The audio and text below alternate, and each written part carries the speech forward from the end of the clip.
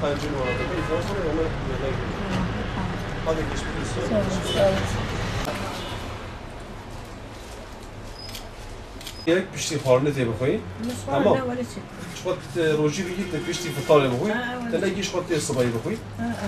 Evci roji ek. Pişti farını. Hem pişti farını diye. Tamam.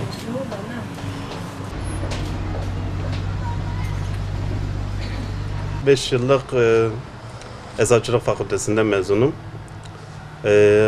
Halkımızın sağlık ihtiyaçlarını gidermek için eczaneyi açtık. Doların artışından dolayı ilaç bulamıyoruz bu aralar. Bazı kalemlerde eksik var, bir 10-15 kalem eksiğimiz var. Onları temin edemiyoruz, biraz orada sıkıntı çekiyoruz. Bir de muayene ücretlerinde almada sıkıntı çekiyoruz. Hastalar muayene ücretlerinin bizim cebimize girdiğini zannediyor. Yani bununla ilgili bir kamu spotu oluşturulması gerekiyor. Yani muayene ücretlerinin eczacıya değil de devlet hastanelerinin kasasına, devletin kasasına girdiğini, bunu açık bir şekilde kamu spotu olarak televizyonlarda, billboardlarda yayınlamalarını istiyoruz. Yani biz bu muayene ücretlerini ödedik. Daha önce gitmedik bu hastaneye falan filan, böyle itirazlarda bulunuyorlar. Yani bir nevi bizi de hırsız yerine koyuyorlar, yani biz çok şey oluyoruz bu konuda. Reçetesiz ilaç almak isteyen hastalar oluyor. Onlarla ilgili biraz tartışmamız oluyor. Özellikle antibiyotik grubunun reçetesiz satılmaması eczaneler, eczacıları çok zor durumda bıraktı. Eczaneleri, eczacıları zor durumda bıraktı. Onunla ilgili biraz sıkıntı çekiyoruz. Hastalarla iletişimimiz çok iyi, şükürler olsun. İşimizi severek yapıyoruz zaten. Güzel meslek yani eczacılık. Bayağı eczacılık fakülteleri bayağı açıldı. O konuda biraz mağduruz. Eczacılar bayağı sayıları yükselmiş. Yani üzülüyoruz eczacılara. Yani böyle bir mesleğin bu kadar fakülte, yani gereksiz fakülte açılmasına karşıyız tabii ki de. Eczacı boşta kalıyor. Ona üzülüyoruz. İş bulma sıkıntısı yaşıyorlar. Yani onlara, yani 2013'ten sonra gidişler hiçbir eczane açamıyor mesela. Bir yıllık staj yapmaları gerekiyor. Eczacı, yani yeni eczacılarımız bu konuda çok sıkıntı çekiyorlar.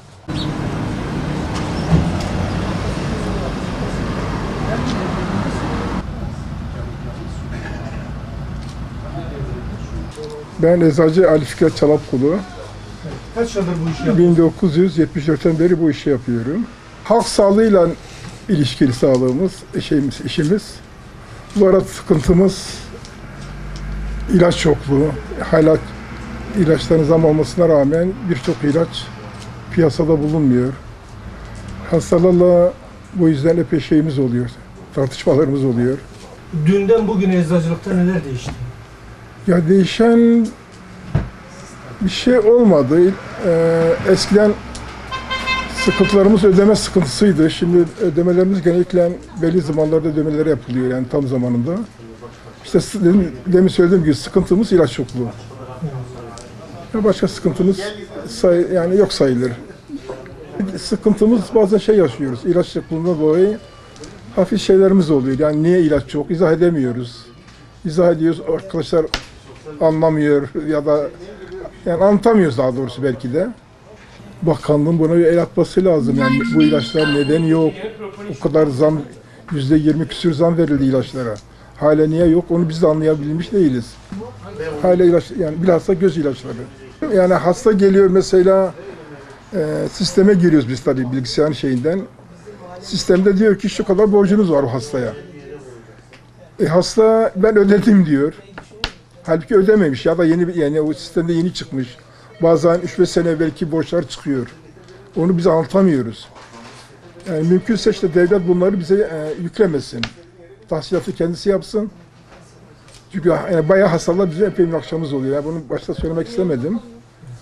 Yani çok sıkıntılarımız da oluyor o yüzden. Mesela adam geçen ay gelmiş, bir sürü muayene parası çıkmış, ödemiş. Bir daha geliyor ikinci ay. Yine önüne birkaç şey çıkıyor. Bu sefer kendisi hastaneye ya da sağlık ocaklarına, aile merkezlerine gittiğini unutuyor. Eski borçlar çıkıyor. Bu sefer aramızda çok tartışmalar çıkıyor. Yani mümkünse yani devletimizden ricamız bunu bir şekilde bize yüklemesinler. Yani. Yok. Hiçbir antibiyotiğe yazık kullanamıyoruz. Doktor reçetesi lazım. Sağlıkla uğraşmayı seviyorsanız, insanlara faydalı olmak istiyorsanız yapabileceğiniz bir meslektir. Tabii ki her meslek gibi bizim de sıkıntılarımız var. Sadece bizim şu an ilaca biraz ulaşabilirliğimiz çok zor. Yani biz bile ilaca ulaşamıyoruz, bulamıyoruz ilacı. Bu sıkıntı çözülürse gerisini biz çözeriz. Hani bu bizim elimizde olmayan bir sıkıntı. Şu anda da bulamadığımız çok ilaç var. Firmalardan kaynaklı mı, fiyattan kaynaklı mı o tabii bize çok yansıtılmıyor ama bulamıyoruz. Yani çok önemli ilaçlar da bunlar. İşte bunun içinde şeker ilaçları var, tansiyon ilaçları var, çocuk için gerekli antibiyotikler var. Bunları bulamıyoruz. Bulamadığımız zaman da hastayla biz sıkıntı çekiyoruz. Gerçekten hasta bizim bulamadığımızı sanıyor veya bizim eczanemizin onu getirtmediğini sanıyor. O yüzden bu sıkıntı çözülürse yetkililer tarafından gerisini biz yapmaya çalışıyoruz bir şekilde. Muadil ilaçta çok sıkıntı çekiyoruz. Muadil ilacı yanlış ilaç sanıyorlar. Muadil ilaç demek birebir aynı içeriği içeren başka bir ilaç demektir. Etkisi, yan etkisi, içeriği her şeyi birebir aynıdır. Sadece isim firma değişikliği vardır. Bir ilacı bir firma üretir, aynısını başka bir firmanın belli sürelerde, belli şartlarda üretme yetkisi vardır. O firma o ilacı ürettiği zaman bizim halkımız bunu yanlış ilaç olarak algılıyor. Bizi de gerçekten zor duruma sokuyorlar. Hani siz bize yanlış ilaç verdiniz, siz bizim iyiliğimizi düşünmüyorsunuz gibi konuşuyorlar.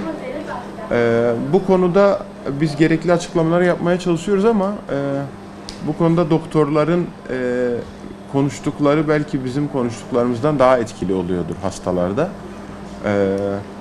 Onları dinliyorlar.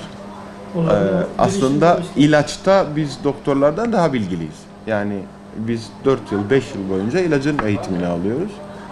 Çünkü biz hani bir sağlık danışmanlığı yapıyoruz ama sonuçta bu işin içinde bir bedel de var, bir ücret de var. O ücretler de tabii zamanında veya tam yatmadığı zaman biz de bu işi yapamıyoruz. Muayene ücretlerini eczanelerin alması gerçekten bizim için büyük bir sıkıntı. Yani bizim olmayan bir parayı alıyoruz. Bunun için fiş de kesiyoruz, vergi de ödüyoruz. Cebimize de girmiyor. Sadece bir emanetçiyiz ama bize çok büyük sıkıntı oluyor. Yani hasta gelip işte 2 liralık bir ilacı alacak, 120 lira muayene ücreti çıkıyor. Anlatamıyoruz da hani bizim olduğunu sanıyor o paranın. Gerçekten bizim değil. Sadece biz belli bir süre alıyoruz. Sonra SGK bizim hak edişimizden kesiyor o parayı. Herkese de anlatamıyoruz ama bizim için çok büyük bir yük gerçekten. Keşke hastaneler bunun için bir sistem kursalar ve biz almasak da hastaneler alsalar o ücreti. Zaten onların parası bizimle ilgili bir ücrette değil. Zaten cebimize girmeyen bir para. Zaten vergi yükümüz ağır. Bir de onu ödeyince mecbur kalıyoruz. Yapacak da bir şey yok. Keşke bir yöntem bulunsa da bizden alınsa. Eczacılık mesleği her şeye rağmen çok güzel bir meslektir. İnsanların sağlığıyla birebir siz ilgileniyorsunuz. Sağlığa destek olmak gerçekten insanların biraz iyileştiğini bile görebilmekse gerçekten güzel bir şey.